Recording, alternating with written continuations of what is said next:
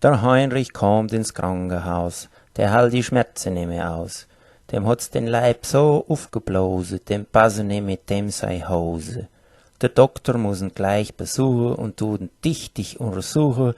Da mahnt der Doktor zum Heinrich, das ist der Blinddarm wahrscheinlich. Mit dir wird da keine Zeit verlieren, wir müssen scharf operieren.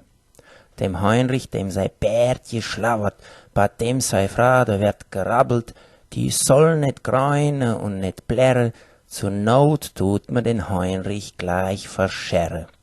A rucki rum um Uhr 3 war endlich die OP vorbei, der Heinrich leidet im Krankenbett und spielt die eigene Knochen nicht, ist dick verwickelt und verbunden und dem seine Zunge hängt raus nach unten. Da kommt der Doktor neu und sagt, du Heinrich, das tut mir arg leid. Mir is a schlimme Sach passiert, du wärst gleich wieder operiert. Zwischen deine Rippe und die Niere, so ein Hensch gefunden, mir drin geblieben. Ich uns gemerkt, es war zu spät, man hatte dich schon zugenäht. Der Heinrich pispert mit verdrehte Augen. Doktor, die Arbeit kannst du sparen. Ma Frau, die sitzt daheim, du sollst es der melle, die kann der Henschke Kibbelweis vom Internet bestellen.